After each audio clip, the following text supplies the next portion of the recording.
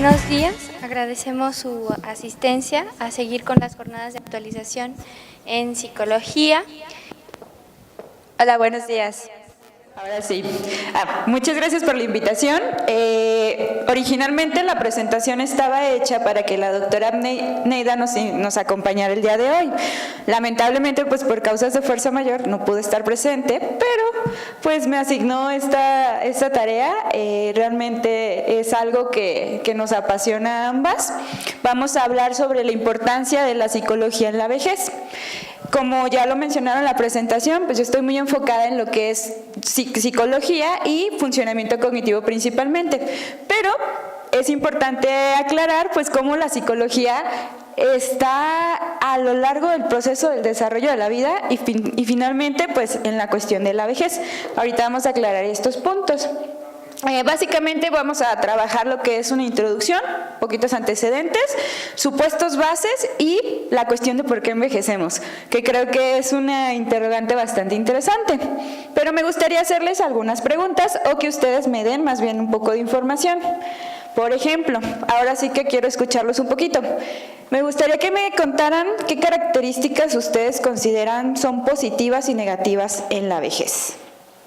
Por ejemplo, cuando piensan en un adulto mayor o en una persona mayor, ¿en qué piensan? Sabiduría, ¿ok? ¿Qué más? Tranquilidad. ¿Alguna otra característica que digan? Los adultos mayores son, ¿qué se les viene a la mente así? Son, pues ya dijeron, sabios, tranquilos. ¿Algo más general? Protectores. ¿Alguna característica física? ¿Cómo son los adultos mayores? Arrugaditos. ¿Alguna otra característica? Con canas. De humor. ¿Cómo son de humor? Alegres. ¿Qué otra característica digan? Es que tienes humor de viejito. ¿Cómo es ese humor? Tercos, enojones, ¿ok? Está variadito. Bueno, tal vez influye que somos un poco profesionistas y demás, psicólogos y demás áreas, pero muchas veces se tiende a decir que el adulto mayor o el anciano o el viejo es una persona que es amargado, que es retraído, que está deprimido o que tiene ciertas características.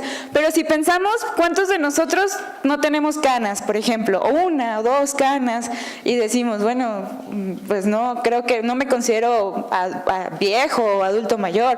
O ¿cuántas personas no conocemos que tienen el humor pesado, que son gruñones o ariscos y tampoco están dentro de una clasificación o una edad que ustedes consideren como de adulto mayor? Entonces vamos viendo que realmente estas características que les atribuimos a las personas de cierta edad o a los adultos mayores realmente no son propias de esa edad, o sea que las vamos a encontrar a lo largo del ciclo de la vida. Otro pequeño ejercicio que vamos a hacer. Aquí está. ¿Verdadero o falso? Vamos a ver. ¿Verdadero o falso? La mayor parte de las personas mayores están seniles. Falso. ¿Ok? Realmente esto depende de las características propias de la persona, de su estilo de vida, por ejemplo. No todos los adultos mayores son seniles y más si han estado en contacto con ellos podrán darse cuenta que no todos tienen estas características. ¿Verdadero o falso? La vista y el oído empeoran en la vejez. Verdadero. Realmente eso sí, la teoría biológica, muchas gracias. La teoría biológica habla sobre un declive, un aumento, una estabilidad y un declive, y uno de los principales que declinan es la vista y el oído. Ahorita igual revisamos un poquito estas teorías. Los conocimientos y la experiencia pueden ampliarse a lo largo de la vida. Verdadero, ¿verdad? Entonces, ¿por qué? Porque no por llegar a cierta edad vamos a dejar de adquirir experiencia o vamos a dejar de aprender. Eso también es un mito. ¿Los conductores mayores suelen tener menos accidentes que los más jóvenes? ahí es capciosa. Es subjetiva porque depende de los reflejos, de la vista, del oído, de varios elementos que son propios pues de la persona. Ahí depende del tipo de conductor. Por ejemplo, un chofer de tráiler a lo mejor va a traer muchísima más experiencia acumulada que una persona que deja de conducir a cierta edad o porque ya no ve, pues obviamente deja de manejar y entonces hay ciertas habilidades que se van perdiendo. Entonces ese sí podría quedar en término medio, por así decirlo. Las personas mayores pueden aprender aproximadamente tanto como las más jóvenes si están motivadas. Verdadero. Eso es totalmente verdadero, aunque muchas veces se dice, se tiene la creencia de que no, y eso es un constructo social. Realmente la curva de aprendizaje, igual ahorita vamos a revisar eso, es bastante interesante en los adultos mayores. Todo depende de esto, de la motivación. Y eso está intrínseco en cada uno de nosotros. Realmente la cuestión del aprendizaje es muy interesante y cómo de todos modos con la edad esto se ve influenciado. Otra, las personas mayores son más infelices que las más jóvenes. Eso es falso, totalmente. Igual volvemos a lo mismo, depende de cada persona su estilo de vida, pero no podemos generalizar que todas las personas mayores son más infelices que las más jóvenes. Habrá jóvenes que son mucho más infelices que bastantes adultos mayores que conocemos, entonces ahí ese también es un mito. ¿La personalidad cambia fuertemente con la edad? Ahí, ¿cómo ven? Es capciosa. ¿De qué depende? La personalidad es algo que se va construyendo a lo largo del ciclo de la vida, pero muchas veces se dice, como me acuerdo mucho de este ejemplo, que dicen es que es un viejito gruñón, pero bueno, su familia lo conoce, probablemente fue un adulto gruñón, y tal vez fue un adolescente, un joven gruñón, y tal vez era un niño berrinchudo. Es decir, no porque se hizo adulto mayor o llegó a cierta edad, ya te transformas o te haces de cierto carácter. Obviamente las circunstancias de la vida van transformando a la persona y esta va adquiriendo ciertos rasgos o ciertas características. De ahí nos vamos en general, ¿las personas mayores tienen menos amigos que las más jóvenes? Falso. Eso también depende de cada persona, de sus redes sociales, de su personalidad, de su desarrollo, totalmente. No porque seas un adulto mayor vas a ser una persona aislada, pero tampoco porque seas un adulto mayor vas a estar lleno de amistades o eso depende de cada persona. Realmente eso es total y completamente subjetivo. En la vejez, ¿se hace muy difícil cambiar? Ahí, como ven. Es capciosa, ese también es como ese mito de que los adultos mayores son tercos, no los podemos cambiar, no los vamos a hacer cambiar, ya son así, ya no hay remedio, ¿no? Es como, ya para qué, ya así los dejamos, eso también es mito, porque realmente se trabaja mucho y se hacen muchos cambios, se logra bastantes cosas dentro de la terapia y dentro del enfoque con la psicología y la vejez en relación al cambio de las personas. Claro, nuevamente volvemos a la motivación y el interés pues de la persona. ¿Hacer ejercicio físico regular puede perjudicar la salud? A esa estamos creo que todos de acuerdo, que el ejercicio y la actividad física a cualquier edad es beneficiosa para pues todos nosotros. ¿La depresión es un problema muy común en la vejez? Está presente, es algo que hay indicadores, por ejemplo en la ciudad de Guadalajara el 30% de la población que se ha evaluado presenta ciertos rasgos o ciertas características que son sintomatología depresiva, más no depresión como tal. ¿Por qué? Porque se debe a ciertas circunstancias de la vida o ciertos procesos que las personas tienden a estar viviendo, pero más que depresión como sintomatología química en el cuerpo, es una depresión en cuanto a las circunstancias por las que atraviesan. Por eso suele confundirse que a los adultos mayores están deprimidos, más bien están como en un estado de depresión, y eso se puede trabajar y es bastante agradable ver como el proceso de identificar depresión y ya cambiar pues esa estructura. Y la mayor parte de las personas mayores dicen que se aburren. ¿Ustedes creen que los adultos mayores están aburridos? ¿Verdadero o falso? Depende de la persona también. Eso son muchas. Aquí vamos a empezar como con lo subjetivo. Muchos de los elementos que se van a presentar dependen de las características de las personas. Y la psicología en el envejecimiento nos ha ayudado mucho a aclarar estos puntos. Les voy a hablar un poquito de cómo empezó todo esto. El interés por la vejez, por el envejecimiento, bueno, la historia, la inmortalidad, el elixir, la fuente de la juventud, realmente pues estamos buscando maneras de no envejecer, ¿no? Ya las cremas, no sé, la fruta, lo que sale, lo novedoso, con tal de no envejecer o hacernos ver más viejos, las características físicas. Por ejemplo, el elixir de la vida, se habla de la fuente de la juventud, la alquimia, la Biblia. ¿Cuántos años tenía Matusalén? ¿Más o menos? Vivió 187 años según las referencias. Entonces la Biblia, por ejemplo, habla de personas mayores, de adultos mayores que vivieron longevos, 100 años, centenarios o más. La mitología griega habla de la fábula de Titonio. Titonio estaba enamorado de una diosa. La diosa le pide a Zeus que le dé la vida eterna, pero se le olvida decirle que lo mantenga joven. Entonces, él estaba vivo, pero envejecía. Y la diosa pues ya no lo quería, lo conservaba, pero como ya envejecía, ya no lo deseaba.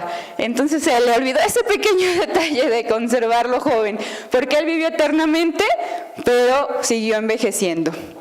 En la Edad Media, pues ya San Agustín ya empieza a estudiar la vejez como equilibrio emocional, ya lo empiezan a ver como sinónimo de sabiduría, como esta cuestión del adulto mayor sabio, de los que tienen la experiencia. Santo Tomás de Aquino lo ve como una etapa de decadencia, ya al contrario de San Agustín, él lo ve como una persona ya que empieza a perder sus capacidades, que ya no tiene el control pues de su vida y se ven los contrarios. Ya para 1236 ya empiezan a estudiar como tal la vejez, se empieza a hablar de la curación de la vejez y la preservación de la juventud. Entonces aquí ya empezamos a ver los estudios como más de cómo puedo no hacerme viejo, cómo no puedo envejecer. Entonces empiezan estos estudios. Y la gerontocomía es un estudio de Gabriel Servi, está en latín, es un manual práctico y es un poquito ya más científico. Entonces son como los primeros estudios que se hicieron en relación al envejecimiento que están registrados. De ahí ya empezamos con etapas en relación a lo que es el estudio de la vejez o de la psicología. Por ejemplo, hay un periodo inicial donde se habla sobre, un poquito más filosófico, sobre el hombre y el desarrollo de sus facultades. Ya son los primeros trabajos empíricos, la investigación científica, la observación, todo de empezar a documentar cómo se da el proceso de envejecimiento.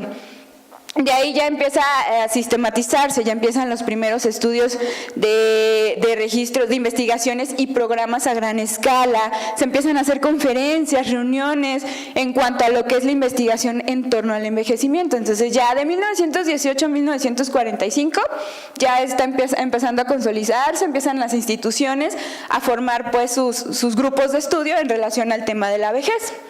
Y ya para lo que es 1945 y a finales de los 50 ya empiezan a nacer instituciones como tal que se preocupan por conocer más acerca de lo que es el envejecimiento. Ya empiezan a cuestiones psicológicas a investigarse, como la cuestión de la memoria, habilidades cognitivas, aprendizaje, adaptación, lo que es la relación con la satisfacción de la vida. A partir de aquí empiezan los test psicométricos que tienen que ver con el estudio del envejecimiento. Por ejemplo, el envejecimiento activo y saludable, o a estandarizarse pruebas para adultos mayores, porque antes pues como que en general ha sido un grupo en teoría como delegado, no tan evaluado en teoría, porque ahorita vamos a ver, y en la tarde también vamos a ver como un poquito más de pruebas de cómo los test se han estandarizado gracias a los estudios longitudinales. De hecho, muchas olas o muchos estudios empezaron aquí en 1945. Es cuando empiezan a hacer estudios longitudinales de gente que van haciendo en esas épocas para seguirlos a lo largo de la vida, y que esos estudios que empezaron ahorita nos sirven a nosotros para entender cómo está el envejecimiento. Entonces empezaron en esos años y ahorita ya estamos como recobrando toda esa información. Y actualmente, pues que cómo se consolida la psicología de la vejez, pues hay un gran desarrollo. La verdad es que el campo es bastante amplio, se está trabajando en investigación, ya hay profesionales dedicados al estudio de la psicología y el envejecimiento, la psicogerontología está en auge, está creciendo, se está trabajando institucional, se está haciendo difusión de esta cuestión de la importancia de la psicología del adulto mayor, el entorno, o sea, hay intercambio de conocimiento. La verdad es que la maestría, por ejemplo, en gerontología es un abanico de profesionistas, nutriólogos, médicos, psicólogos, que nos da pie pues para entender como las otras áreas de la vejez. Se continúa con los estudios longitudinales, que es lo que les comentaba. Las olas de que empezaron en 1945 se van dando seguimiento y podemos conocer cómo se ha dado el desarrollo de este envejecimiento de las personas en relación al estilo de vida que tiene la gente. Pero pues hasta apenas en estos años hemos podido recuperar esa información. Producción científica, se está lanzando muchísimos estudios, reconocimiento académico y social de la psicología de la vejez como tal, las revistas ya también dedicadas únicamente al estudio de la psicología de la vejez, y pues ya no está solo limitado como a las cuestiones intelectuales, la cuestión cognitiva, las cuestiones más de fallas de memoria, que principalmente se asocia mucho el envejecimiento como con este declive del funcionamiento cognitivo o el Alzheimer o esta cuestión de las demencias. Y pues enfocado en el ciclo vital, desde el nacimiento de la persona hasta lo que es la muerte. Entonces, como ven, pues el abanico es bastante amplio. ¿Sobre qué supuestos básicos se trabaja en la psicología de la vejez? Bueno, yo les pregunto, ¿existe un funcionamiento típico en cuanto al cambio a lo largo del ciclo de la vida? ¿Existe en realidad una forma de envejecer? ¿Ustedes creen que cada uno va a envejecer de la misma manera? Exactamente. Realmente el ciclo de la vida es bastante interesante, lo hemos estudiado, bueno, quien estudia psicología lo ha llevado, y es un proceso que a lo largo de la vida, pues como tal, va cambiando. Este modelo es el modelo, el modelo biológico. ¿Por qué? Porque habla de cambios del funcionamiento psicológico. Bueno, se habla de funcionamiento psicológico con el paso del tiempo y la edad. Pero este modelo, que es el modelo biológico, habla de que hay un crecimiento, llega una estabilidad y luego un declive. ¿Ustedes creen que como en la cuestión psicológica nos pasa igual? O sea, adquirimos, estamos estables durante cierta etapa de la vida y luego ya todo declina. Realmente es complicado manejar este modelo, que es el modelo biológico, porque efectivamente conforme vamos creciendo, pues llegamos a un punto de estabilidad y luego ya existe un declive como tal. No todas nuestras funciones declinan de la misma manera, eso también, y biológica y psicológicamente, pero los cambios psicológicos no se pueden ajustar al patrón biológico. Sería realmente un error hablar de que todas nuestras habilidades incrementan, se establecen y luego declinan, porque el patrón biológico es así. Pero, por ejemplo, el patrón de la experiencia puede seguir. Podemos seguir adquiriendo experiencia y conocimiento a lo largo de nuestra vida. Ese puede no declinar. Tenemos lo que es la inteligencia cristalizada y la inteligencia fluida. Si se fijan, incrementa, se establece y como que baja poquito. Y de acá, que es la inteligencia fluida, tiende a declinar un poco más que el de la inteligencia cristalizada. ¿Cuál es la diferencia? Por ejemplo, si yo les pusiera a dos personas, un adulto mayor de 75, 80 años y a un joven de 20, los pongo a que me digan una lista de palabras que sea con la letra F en 1 minuto. Probablemente el joven de 20 me termine la actividad más pronto, su velocidad de procesamiento sea mayor, o sea, lo haga más rápido. Pero el adulto mayor me va a decir más palabras. ¿Por qué? Porque la inteligencia cristalizada habla sobre cultura, sobre conocimientos generales, y la inteligencia fluida es más respecto a cuestiones un poco más biológicas y velocidad de procesamiento, cuestión más mentales. No sé si alguna vez les han dicho, no, pues a los 30 ya no piensas igual o empiezas a declinar. Ahí se refiere a eso, a la velocidad del procesamiento, a que ciertas habilidades van a declinar, pero hasta cierto punto es normal que declinen o que disminuyan. Pero podemos conservarlas, podemos entrenarlas, y por ejemplo el lenguaje es una de las habilidades más sociales y culturales que se mantienen a lo largo de nuestra vida. Inclusive hasta el final de nuestros días, nuestro lenguaje y nuestra forma de pensar y demás es la que conservamos, por lo mismo de que mantenemos esa inteligencia cristalizada. Entonces no podemos decir que hay un declive, que deterioro o que la vejez tiene que ver con un deterioro. Es diferente hablar de declive que hablar de deterioro. Declive es un decremento que experimentamos de forma, que experimenta una determinada función psicológica en la mayor parte de los seres humanos, es decir, está considerado estadísticamente normal que exista un declive en las funciones cognitivas. Por ejemplo, yo hablo mucho de funciones cognitivas porque es mi área favorita, pero principalmente se habla de declives o de un declive en la atención, un declive en la memoria, en la velocidad de procesamiento, por ejemplo. Pero ya cuando hablamos de un deterioro es cuando existe un decremento que se desvía significativamente de lo normal, es decir, las pruebas que aplicamos nos están lanzando que ya no hay como se sale pues de los criterios de evaluación, entonces ya no es normal, ya está considerado como algo anormal y aparece generalmente con patologías contrastadas. Entonces, cuando comparamos la población o el grupo estadísticamente normal a un grupo que ya tiene esta anormalidad, entonces es cuando ya podemos comparar, por ejemplo, depresión, demencias y demás, porque ya existe un deterioro. Por decir un ejemplo, existe el declive cognitivo con la edad, es decir, con la edad nuestras funciones cognitivas van decayendo, pero también existe un deterioro cognitivo, que es un estado entre el funcionamiento cognitivo normal y las demencias, es lo que está en medio. Es como la curva es como justo en el medio y empieza a decaer. Lo curioso del deterioro cognitivo es que se trabaja lo que es en intervención, se hacen talleres de funcionamiento cognitivo y podemos hacer que retroceda, es decir, no llega hasta la patología, no llega hasta la demencia.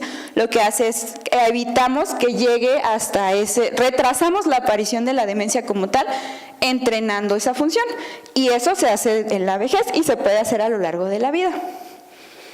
Entonces, aquí está la cuestión, que existe una diversidad en las formas de envejecer. Es decir, hay una variabilidad interindividual e intraindividual. En el nacimiento pareciera que existe una mínima heterogeneidad, es decir, las teorías que explican pues cómo se da lo que es, cómo va creciendo el niño, las etapas en la infancia, pues básicamente la población se adapta o entra en estas teorías, entonces es más heterogéneo, es más cerrado. Pero ¿qué pasa cuando tratamos de explicar el envejecimiento? Pues la máxima heterogeneidad. Cada persona, cada individuo tiene una forma de envejecer de forma individual y una forma de envejecer en sociedad. Depende de las circunstancias por las que ha vivido, su estilo de vida, educación, social. Entonces es un abanico literal de cosas a estudiar que obviamente influyen en cómo la persona está envejeciendo. Por eso se dice que no se habla de una sola forma de envejecer, es complicado hablar de una sola teoría que explique cómo envejecemos. A diferencia pues que con la psicología del ciclo vital, pues las teorías en la infancia pues ya están como más catalogadas y realmente la población entra porque es menos los factores que influyen en el desarrollo pues durante la infancia a todo el abanico que influye cuando ya somos adultos mayores. Lo que da pie a que existan adultos con un envejecimiento normal o típico, un envejecimiento con éxito y un envejecimiento patológico. ¿Ustedes creen que el estilo de vida, por ejemplo, de una persona que fuma, que es sedentaria, por ejemplo, en sus 40, o sea, en sus años, tiene 40, 50 años, ¿cómo creen que va a envejecer esta persona? Si come, si no se alimenta bien, no hace ejercicio, fuma, bebe, ¿ustedes creen que va a tener un envejecimiento normal? ¿O exitoso, por ejemplo? Realmente estas características influyen en que una persona tenga ya un envejecimiento patológico, por ejemplo. Cuando hablamos de envejecimiento normal, se habla de una persona con sus declives, es una persona que se conserva, que tiene que a lo mejor sí empieza a tener declives en la memoria, en sus funciones cognitivas, en su caminar y demás, pero es funcional, es una persona que se mantiene activa y demás. El que yo me gustaría que todos fuéramos parte de ese es del envejecimiento con éxito. Las personas con envejecimiento exitoso o activo, el término todavía sigue en controversia, la OMS no se pone de acuerdo sobre el envejecimiento exitoso, habla de una persona independiente, una persona activa, que le gusta continuar aprendiendo, saludable, que realmente físicamente está íntegra, no presenta discapacidad o patología. Pero para construir envejecimiento con éxito, pues obviamente hay que hacerlo a lo largo de nuestra vida. ¿Qué más quisiéramos que desde los niños tuvieran entrenamiento en envejecimiento exitoso? Entonces estamos trabajando en eso, espero ustedes también se unan en este trabajo. ¿Para qué? Para lograr un envejecimiento exitoso a fin de prevenir un envejecimiento patológico, discapacidades, enfermedades y demás que generan pues discapacidades o dependencia. La cuestión de la dependencia, es decir, de necesidades de cuidadores está en auge, está aumentando. Están apareciendo pues enfermedades, ya sabemos, diabetes, lo que es demencias, y todo eso requiere cuidadores, requiere personal de salud. Entonces, si pudiéramos prevenir llegar a un envejecimiento patológico, pues qué mejor, ¿no? ¿Y cómo podemos construir un envejecimiento con éxito? Lo bueno del envejecimiento con éxito es que no importa si ya eres mayor o si eres joven, lo puedes hacer, te puedes hacer una persona con envejecimiento exitoso. A lo mejor ya traes una patología, bueno, pues entonces hay que trabajar esa patología para no generar mayor dependencia o más discapacidad. Si te recomiendan hacer ejercicio, pues haces ejercicio. Si te dicen que dejes de comer ciertas cosas, pues lo haces. Es complicado porque ya traemos una historia de vida, entonces no haces decir, bueno, pues tienes que tener envejecimiento exitoso, pues deja de hacerlo. Es muy fácil decirlo, la verdad, pero hacerlo, pues ya ahí entramos nosotros dentro de la psicología del envejecimiento. ¿Por qué? Porque estos tres factores no van a dejar de interactuar entre ellos. Los factores biológicos, los factores psicológicos y los factores sociales. Estos van de la mano, interactúan, se modifica uno a raíz de los otros dos. Entonces, la psicología del envejecimiento está muy al tanto de cómo uno influye al otro y cómo entre los tres interactúan en cada individuo. Entonces no podemos estudiarlos de manera aislada, la verdad es que todos interactúan y todos se influyen entre ellos. Y ahora nos preguntamos, la vejez lleva consigo cambios comportamentales, lo que son cambios motores, emocionales, afectivos, cognitivos, de forma tal que pudiéramos distinguir esta etapa de la vida según unos patrones propios y diferenciales. Es decir, ¿cuándo empezamos a hacernos viejos? ¿Alguien me puede decir? Sí estudiaron. Les soplaron la respuesta. Sí me ganaron. Porque mucha gente, socialmente, también se puede decir que existe una vejez o una persona vieja, por así decirlo, por usar una forma de expresarse. Por ejemplo, en esta gama de personas, ¿dónde está la persona que envejece? O sea, ahí se ve el patrón, está envejeciendo, ahí es muy claro. Pero si se los pongo por separado y les pregunto cuál es el viejo, pues cuál es el mayor, pues van a señalar al de más hasta la orilla, el que ha envejecido más. Pero, efectivamente, desde que nacemos, envejecemos. Es decir, envejecer es vivir y vivir es envejecer. Entonces, esa es como la cuestión. Todo el tiempo estamos envejeciendo. Si alguien te dice, yo no me quiero volver viejo, pues sorpresa, estás envejeciendo. Desde el momento en que fuiste concebido, ya el simple hecho de desarrollarse y crecer habla sobre envejecer. Entonces, el concepto, la cuestión de la vejez es eso. Muchas veces me dicen, no, es que no me quiero volver viejo. Bueno, pero es que ya estás envejeciendo. La cuestión de la vejez, bueno, ahorita vamos a hablar de la edad, es un constructo bastante interesante, pero es una cuestión más social, por así decirlo. Pero entonces, ¿qué es la vejez? Si estamos envejeciendo todo el tiempo, pues, ¿dónde queda o cómo podríamos distinguir la vejez? La vejez no es igual a la edad. Eso, ¿por qué? Porque la vejez es diferente a la edad. Existe la edad física, la edad psicológica, la edad social y la edad cronológica. Con la que estamos más familiarizados es la edad cronológica. Son los años que vamos cumpliendo a través, pues, de nuestro ciclo de vida, las vueltas que le da el planeta al Sol, y pues sobrevivimos otro año y cumplimos otro año de vida. Esa es la edad cronológica. La edad física, no sé si les ha tocado, bueno, de hecho hoy venía platicando con un taxista y me dice, no, pero si mi abuelito acaba de ir al médico y el médico le dijo que tenía corazón como de 15 años. Es decir, que físicamente su cuerpo no manifiesta patologías que según se consideran propias de la edad. Eso es la edad física, su cuerpo, sus órganos, su cuestión física no está relacionada a una clasificación que diga, a esta edad vas a tener estos fallos. No, realmente, por eso, esa es la expresión, tiene cuerpo de joven o tiene edad, cuerpo de joven. La edad psicológica. Esta edad igual es constructo social de las etapas que vamos cumpliendo, o el desarrollo psicológico de la persona, cómo debería comportarse o tener ciertas actitudes a cierta edad. Es decir, si pensamos en los niños de cierta edad se comportan de tal manera, los adolescentes de cierta edad se comportan de tal manera, los adultos jóvenes, los adultos se comportan de tal manera. Entonces es la relación con el comportamiento a cierta edad. Y la edad social. Es decir, que por ejemplo, en este caso, la social en la vejez se considera el momento de que uno se jubila. Pero si con las nuevas políticas o reformas sociales nos vamos a jubilar después de los 65, por así decirlo, y si nos jubilamos, entonces ¿hasta qué momento nos consideraríamos viejos? ¿Hasta que nos jubilen? ¿Ya eres viejo? ¿O volvemos a lo mismo, al constructo social? Entonces la edad social son más como etapas de... Los jóvenes a esta edad, de tal edad tienen que estudiar, y luego los jóvenes de tal edad tienen que estar casados, y así sucesivamente. Entonces, si se fijan, hay muchas edades.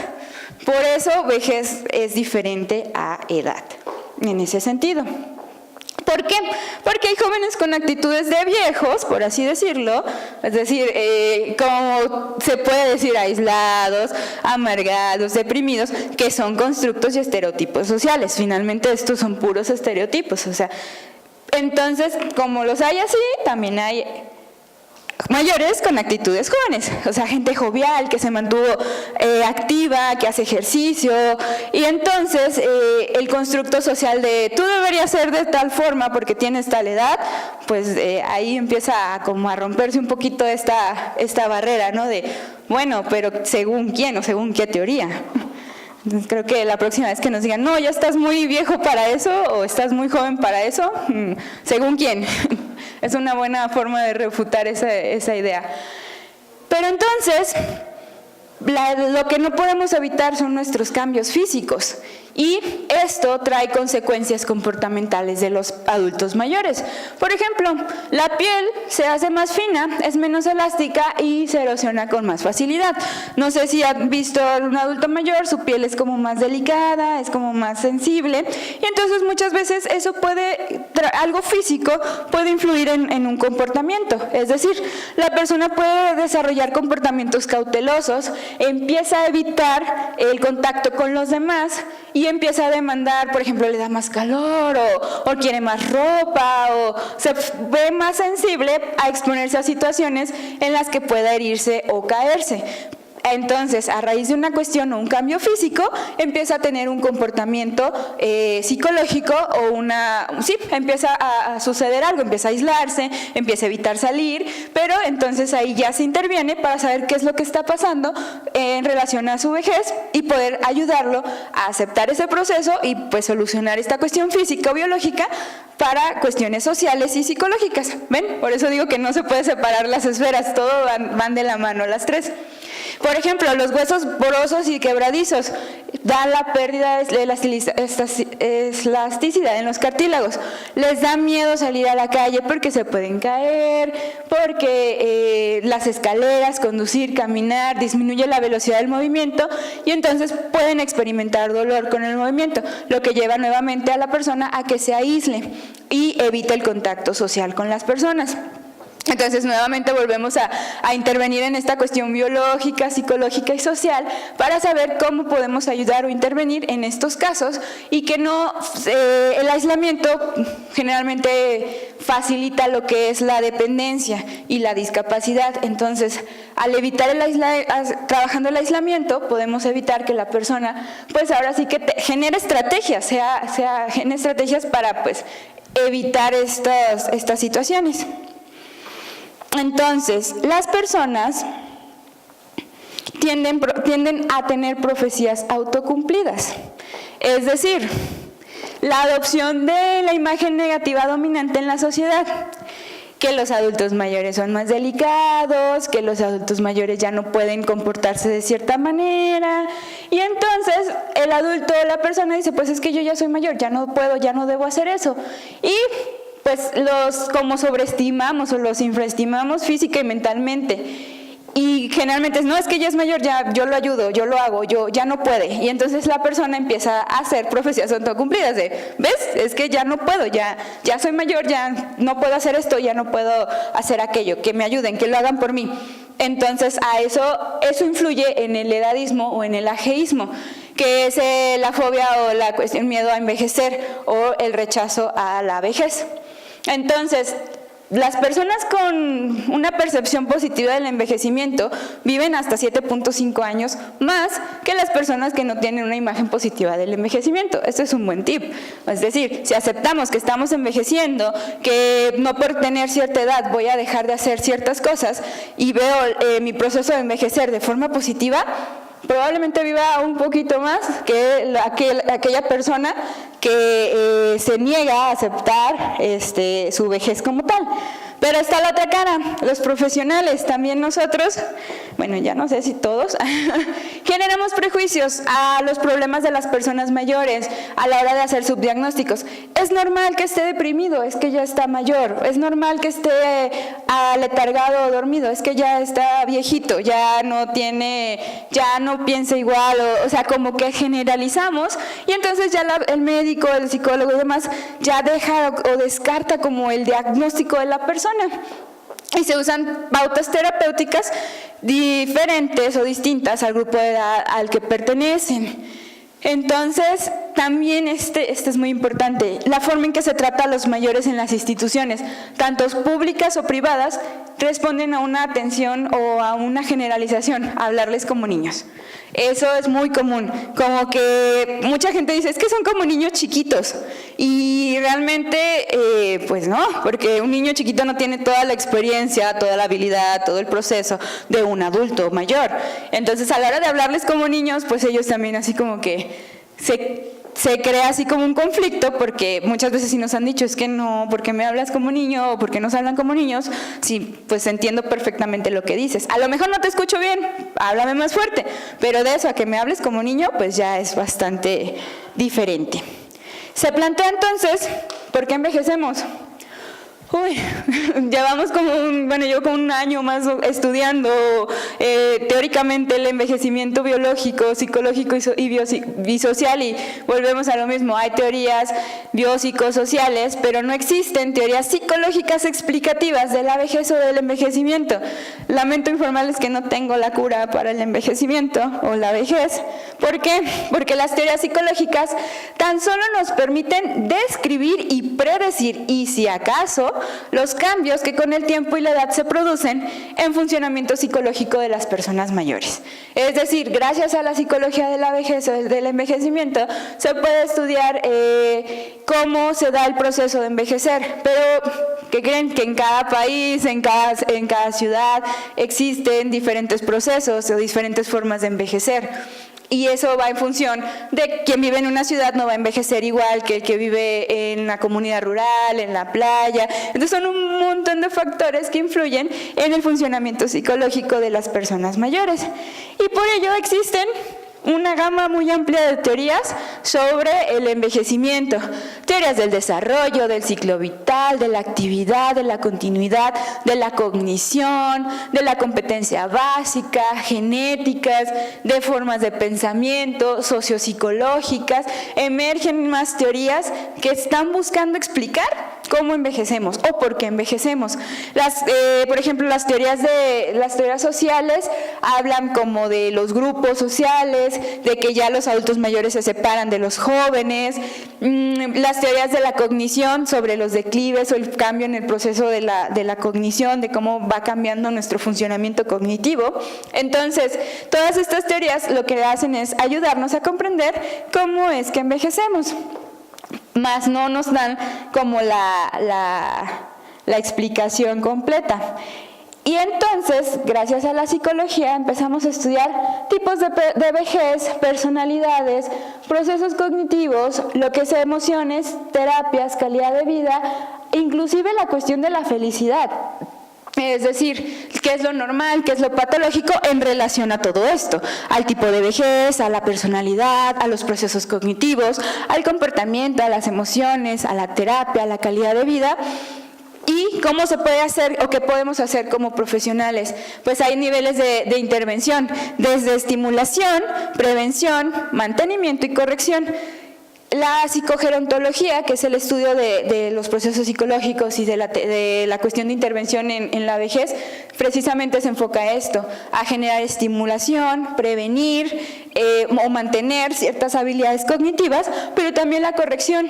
De hecho, hacer programas de intervención con pacientes con demencia es muy, muy interesante. ¿Por qué? Porque ayudas a evitar que la demencia se deteriore más.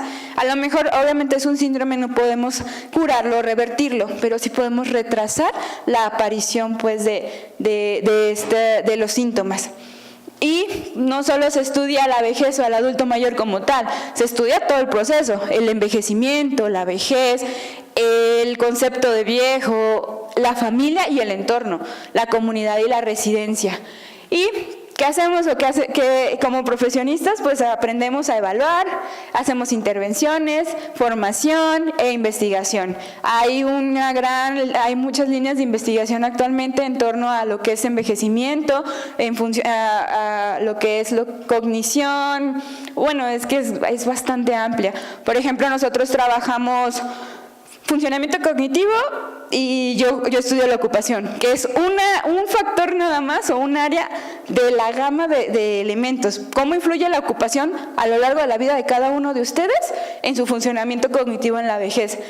Porque si se ponen a pensar, vamos a pasar, si sumamos los años que trabajamos, en total son como 10 años, así de corridito. Entonces 10 años de nuestra vida vamos a trabajar. ¿Y nuestras funciones cognitivas cómo van a deteriorarse, van a incrementarse? ¿Qué va a pasar con ellas? Entonces, ese es un elemento que se estudia, la relación del funcionamiento cognitivo con la ocupación. Pero hay quien estudia la calidad de vida, o sea, cómo mi vida influye en, por ejemplo, la odontología o la resiliencia, la capacidad del adulto mayor de recuperarse de eventos que han pasado a lo largo de su vida. Entonces, realmente, la gama de estudios que existen es bastante amplia. ¿Por qué? La psicología de la vejez contribuye no solo a un mayor conocimiento psicológico de la etapa de la vida llamada vejez. Ya dijimos que la vejez es complicada definir dónde empieza, porque a lo largo de nuestra vida envejecemos, pero pues sí podemos marcarla, o sí hay estándares que dicen de aquí para acá, de acuerdo a esta teoría, se considera vejez. Y con ello, pues a la posibilidad de atención psicológica de las personas mayores, sino que también contribuye de manera esencial a lograr una mayor calidad de vida a lo largo del ciclo vital. Desde que nacemos hasta que envejecemos, la psicología de la vejez va a estar presente. ¿Por qué? Porque nos va a ayudar a entender cómo se da el proceso de envejecimiento.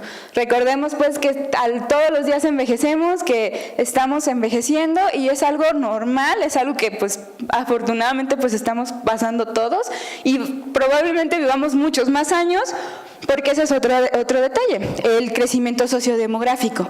Gracias a la ciencia, a la tecnología, vivimos más años.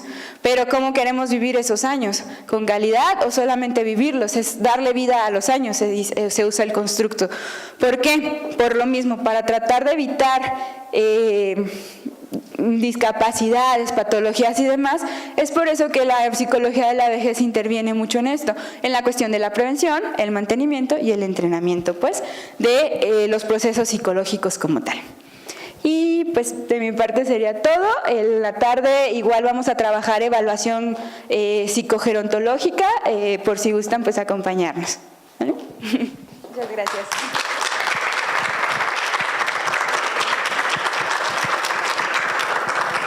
No sé si tengan alguna pregunta en relación al proceso, o cómo se estudia, o qué investigaciones estamos trabajando. ¿Sí? Si quieres contestar esa pregunta. Gracias. Bueno, mi pregunta aquí principal pues es porque mi gran interés en haber estudiado psicología ha sido porque pienso, y lo voy a hacer, el abrir un centro de rehabilitación para pensionados. Pero muchos me están trataron de decirme, pero ¿para qué? Si vas a tener ancianos, ¿en qué los vas a ayudar? Personas enfermas y todo eso. Pero mi meta no es esa, o sea, mi meta es la persona pensionada, ¿por qué tiende a tener un declive muy rápido? Entonces, ese es mi punto y mi pregunta es esta. ¿Por qué en Estados Unidos sí acepta el individuo el envejecimiento y en México lo toma como un castigo o como una sentencia?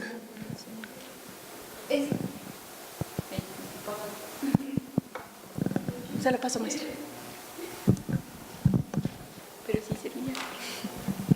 Es curioso porque precisamente el constructo social de la ocupación, ¿no?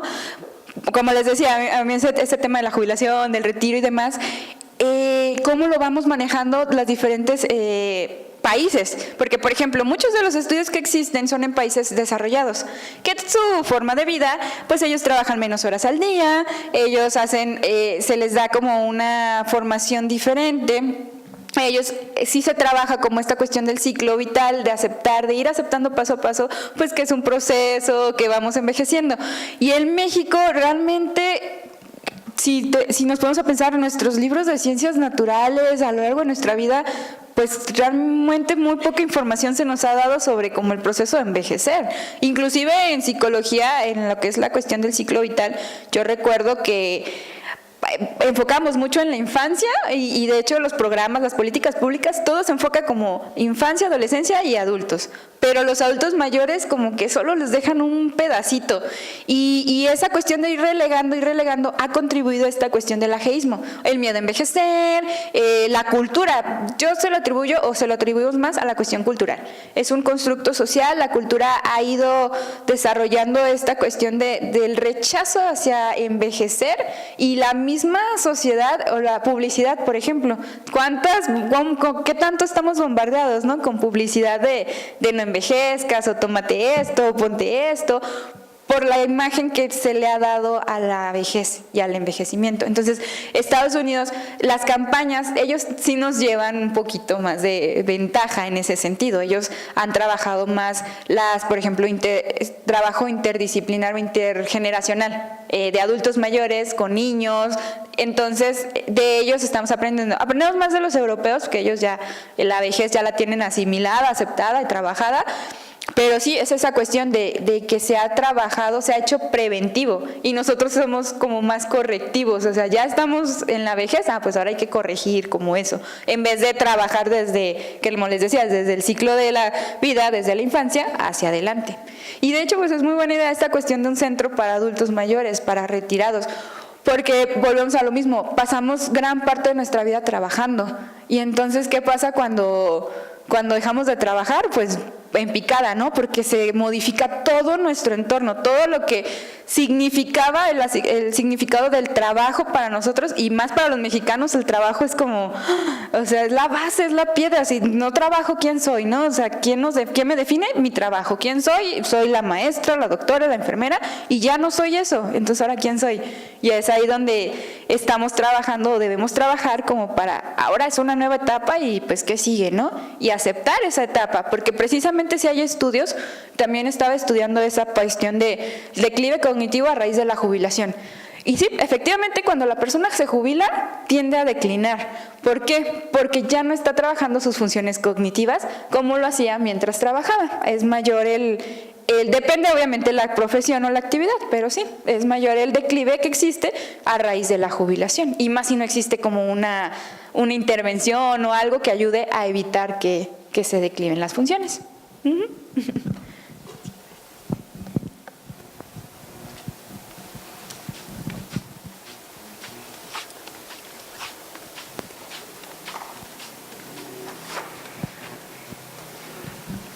Bueno, creo que a lo mejor yo soy el único sujeto de estudio para un tema como este. Yo desde hace muchos años he estado conviviendo con gente vieja y seguramente me he vuelto tal vez como ellos desde esa época. Empezamos a tener ideas de tipo radical, nos volvemos dueños de la verdad seguramente, y a lo mejor tenemos una serie de manías. Yo pertenezco a un grupo de gente que practica el dominó. De hecho, yo dirijo el deporte del dominó en el estado de Guanajuato. Yo soy el presidente de la asociación estatal. Y esta actividad es practicada principalmente por gente de la tercera edad, gente que tiene tiempo para reunirse con los amigos y que juega. Y de hecho tenemos un espacio en donde participan 40 o 50 personas y participamos dominó.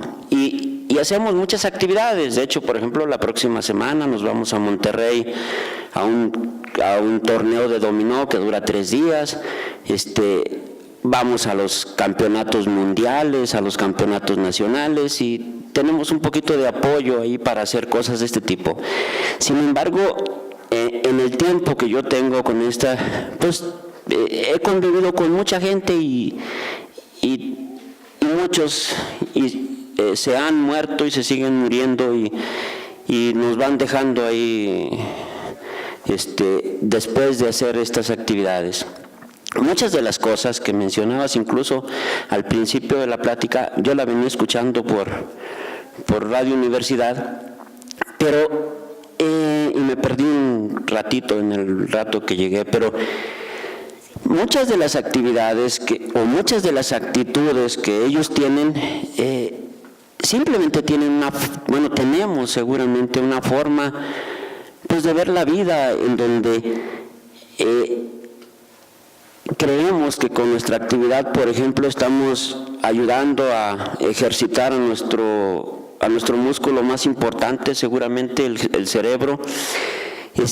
Hacemos de hecho nosotros, hacemos una forma diferente de ver la vida y a veces el hecho de estar conviviendo entre un grupo de iguales en donde la diferencia de edades de 20 o 30 años de diferencia no tiene ningún sentido, igual se regañan unos a otros, igual que los jóvenes albureros, mal hablados, algunos tienen gustos raros, a algunos les gusta exclusivamente un tequila de cualquiera y otros, si no es del bueno, ni siquiera lo prueban, o si no es Buchanan's o cosas por el estilo, mejor no toman.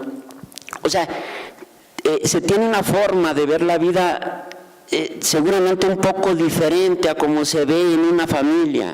En la familia la gente no tiene experiencia en tratar a un adulto, y entre un grupo de amigos hasta nos hacemos bromas. O sea, oye, pues no te habías muerto ya.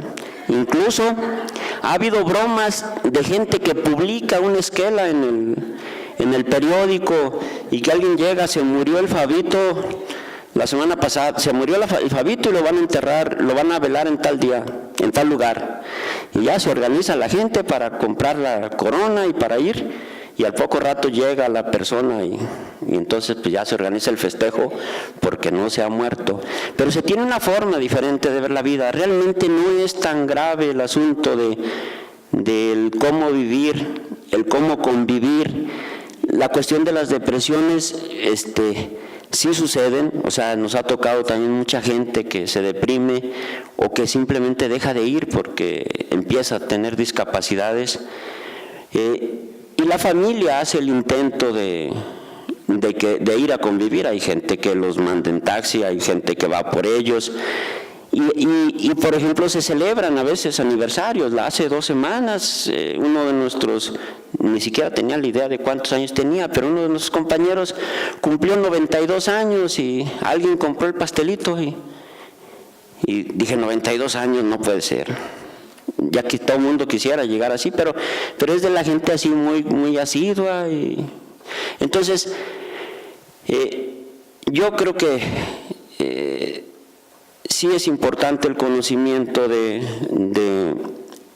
más bien del cómo tratar a la gente, porque a veces ni el anciano sabe qué hacer y no tiene más amistades que sus compañeros de trabajo, y cuando sale rompe con su vínculo, y luego en su casa ni siquiera su mujer lo conoce, y entonces se tiene una serie de cosas. Yo creo que la capacitación para las familias y el conocimiento del protocolo de qué hacer debe ser algo así como muy importante. Muchas gracias.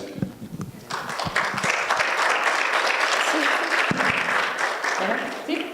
De hecho, exactamente lo que menciona. Nosotros trabajamos en Guadalajara con centros de desarrollo comunitarios, que son grupos de adultos mayores, y son, wow, o sea, son tan activos, tan lúdicos, tan que dices, ay, tienen más energía. Yo llego ahí y me siento con más energía que con la que entro, salgo con más energía. Pero esos grupos son grupos que existen años, tienen años existiendo, y no todas las personas los conocen, y en realidad el beneficio es bastante amplio. ¿Por qué? Porque se reúne gente de la edad, que tienen tiempo de reunirse. Pero yo creo que la cuestión del envejecimiento, como les mencionaba, o sea, desde que nacemos, concebir o aceptar que estamos envejeciendo y vamos a ser viejos o vamos a ser adultos mayores, esperemos, ojalá que sí todos, pues es parte del proceso de la vida, o sea, es algo natural.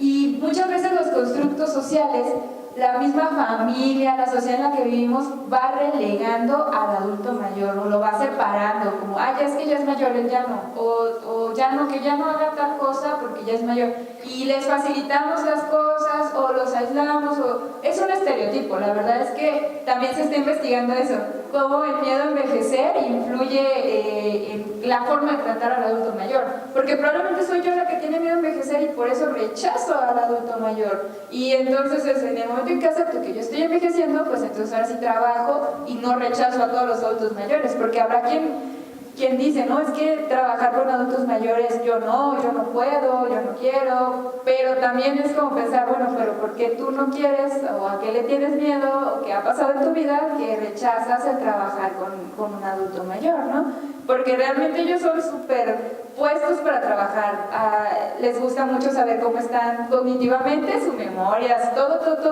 salud física principalmente, cómo están en cuestiones de corazón, de nutrición, y socialmente, cómo integrarse. bailar, hacer actividad física. Lo del dominó es muy bueno, esas son actividades que se sugieren, por ejemplo, hacer, que no necesariamente son propias de la edad. Sí, yo admiro mucho cómo juegan dominó, porque de verdad yo hago el básico, pues, pero memorias, dominó, sopas de letras, todas esas actividades no son propias de la edad, o sea, no son de un grupo de edad, las podemos hacer todos nosotros y con eso contribuimos a nuestro funcionamiento cognitivo, a final de cuentas. Yo abogo mucho por nuestra memoria y nuestra atención, porque también pasa muy seguido que dicen, es que ya soy viejo y porque ya soy viejo las cosas se me olvidan. Y muchas veces, no sé si a ustedes les pase o solo a mí, más que no recordar, no pusimos atención. Y entonces al no concentrarnos y no poner atención a la hora que nos preguntan las cosas, ay, es que no me acuerdo. Pero en realidad no fue que no te acuerdes, es que no pusiste atención y por eso no sabes de qué te están hablando. Y muchas veces los adultos mayores confunden eso, la memoria o el fallo de la memoria con problemas de atención. Entonces ya una vez que trabajamos, que pongan atención, y eso se trabaja a lo largo de la vida, ya a veces dicen, no, pues no me falla tanto la memoria. De hecho, vamos a presentar un estudio en San Francisco de queja subjetiva de memoria, de la gente que dice, no, es que mi memoria es muy mala, y a la hora de evaluarlos, su memoria está normal, está bien, pero es más bien el concepto que yo tengo de mí mismo, de mi persona, el que afecta, inclusive quien dice que tiene queja de memoria, cómo sale en sus resultados a la hora de ya decirles que no tienen mala su memoria, cómo cambia al volverlos a evaluar por el simple hecho de mostrarles objetivamente que su memoria no está mala. Entonces mucha gente dice, entonces no tengo problemas de memoria. No, es alguna otra cuestión social, por ejemplo, que influye en que no estés concentrado, en que no estés, que estés deprimido y demás, que pudieras confundir con una sintomatología de demencia, por ejemplo.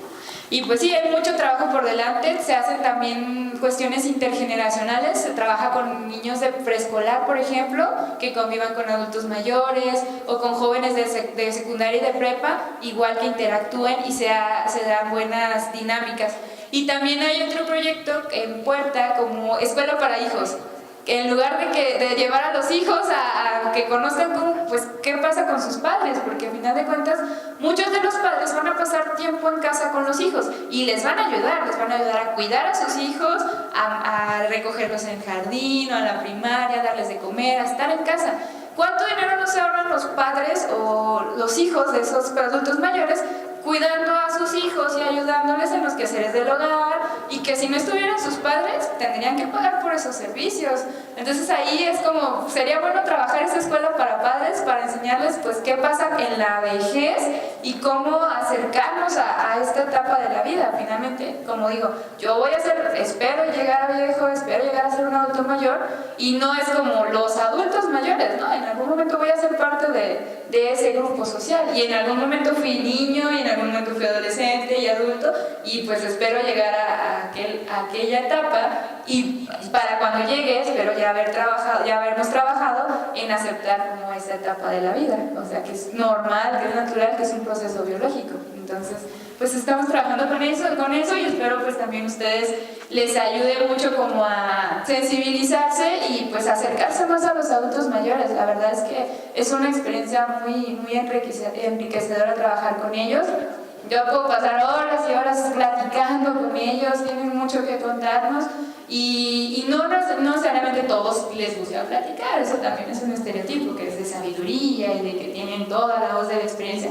Habrá quienes no, habrá quienes sí, pero sí, no por el hecho de ser adultos mayores pues rechazarlos o relegarlos. Yo creo que todos tenemos como la oportunidad si tenemos la oportunidad de convivir con una persona mayor, pues acérquense a ellos. Y igual como conocer cuál es su concepto de vejez, como para ellos qué es ser viejo, porque muchas veces pues ellos crecieron en una familia donde el adulto mayor era el que se respetaba y el que se aislaba, y crecen con ese patrón. Entonces ahora hay que cambiar esos patrones e integrarlo pues a la sociedad. Hay universidades, por ejemplo, de adultos mayores, entonces esa cuestión también del aprendizaje, es como un tema muy amplio, porque muchas veces se dice, no, es que yo ya soy mayor, yo ya no voy a aprender. Ya existe la pedagogía y la andragogía, que es como la cuestión de la pedagogía, enfocada ¿a quién? Al adulto mayor. ¿Por qué? Porque ya no se les enseña como a los niños, se les enseña a través de la experiencia, de su propia experiencia, se les enseña, aprenden una nueva habilidad. Ya no estamos, yo soy el maestro y tú eres el alumno, estamos al nivel. Y eso ayuda, es mucho mejor porque ya él no se siente como, ay, esta niña ¿qué me va a enseñar? Sino más bien, vamos a aprender juntos, yo le voy a enseñar y usted me va a enseñar y juntos vamos a aprender. Y ese es como un nuevo modelo. Y en las universidades se está trabajando también en eso. Entonces, como ven, hay una gama muy amplia de posibilidades y pues son opciones también para los profesionistas. No sé si tengan algún otro comentario.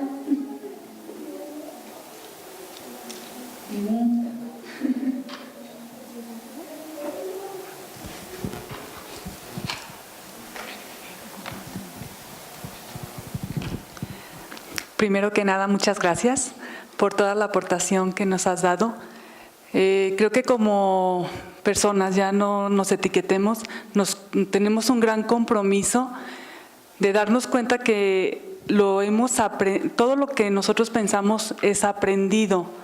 Entonces, a nosotros nos enseñaron que envejecer es sinónimo de ser inútil, de estorbo, de quién se va a ocupar de la persona. Porque realmente cuando te das cuenta que tus padres y tú estás envejeciendo, o sea, todos envejecemos día tras día, pero siempre las conversaciones son las mismas. ¿Y quién se va a hacer cargo de las personas adultas? Esa es una parte que me llama mucho la atención. Segundo, el constructo del que tú hablas. ¿Por qué en Estados Unidos no les da miedo envejecer? Primero, porque son personas independientes, ellos no crecen como muéganos, en familias así amueganadas, todos encimados, todos apretados, y si tú no me cuidas, te vas a llevar la culpa de aquí a no sé cuántos infiernos.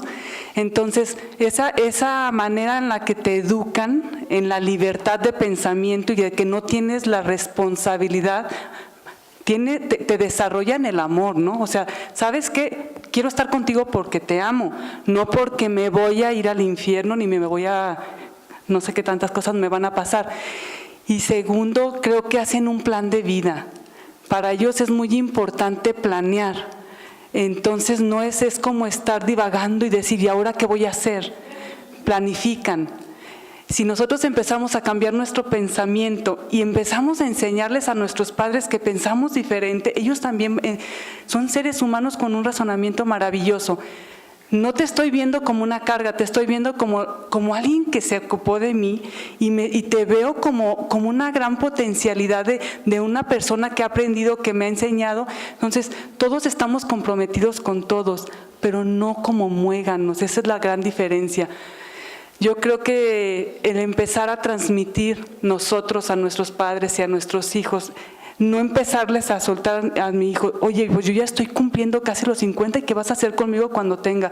No, también es hacerte responsable de tu estilo de vida y de tu cuerpo y de tu mente. Las enfermedades pueden llegar sin avisar y así llegan. Pero también tú eres responsable, o sea, no porque estés envejeciendo voy a caer en la obesidad o voy a caer en el sedentarismo. Somos personas con responsabilidades y hay que llegar al final con esa meta, ¿no? Muchas gracias. Pues básicamente es como esta cuestión de la prevención, ¿no? Y en general, o sea, realmente, ¿cuántos hacemos cosas por prevenir que nos pase algo? O sea, ya hasta que, ya tengo diabetes, ahora sí ya me voy a cuidar. Pero si ya sabías que en tu familia había estos síntomas y no hiciste nada al respecto, ya entonces ya llegas a la edad adulta, a cierta edad, y aparecen estos síntomas, pues ahora sí que, pues ¿qué hago, no? Y pues ya lo acepto, pero tampoco hago nada para mantenerme sano, o sea, ya lo das por hecho. Y el plan de vida es exactamente dónde o en qué etapa de nuestra vida nos enseñan a hacer un plan de vida. O sea, en la jubilación, por ejemplo, hay grupos de jubilados donde sí se da como esta cuestión del plan de vida, qué vas a hacer después de que te jubiles. Pero hay donde no, y cada quien pues a ver cómo le hace o háganle como puedan.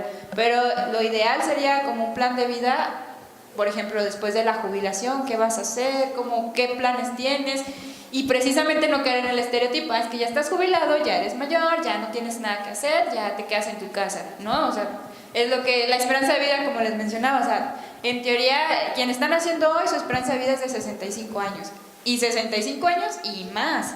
Entonces estamos hablando de que te jubilas a los 60, 65 y todavía te van a quedar otros 10 o 20 años de vida, y esperemos vida útil, vida sin discapacidad o patologías. Entonces todavía es una buena edad, o sea, una buena etapa de tu vida. ¿Cómo quieres vivir esos años? Entonces no darlos por hecho, ay, ya, yo ya estoy viejo y ya aquí me quedo. O sea, no, o sea, todavía tienes, pues hay ahora sí que una gama muy amplia de posibilidades.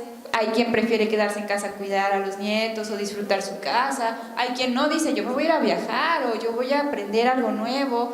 Pero estas personas ya no traen como el estereotipo de ya soy viejo, ya no voy a hacer. Y eso se trabaja a lo largo de la vida, como dices. Entonces, cosa de trabajar todos juntos por no tener como esos estereotipos, pero también es pensar en uno, bueno, ¿qué estereotipo tengo yo hacia la vejez? ¿Qué pienso yo sobre envejecer, sobre mi propio envejecimiento? Y cuando veo un adulto mayor, ¿qué pienso también de él? Entonces es trabajar uno y pues en sociedad también. No sé si alguien más.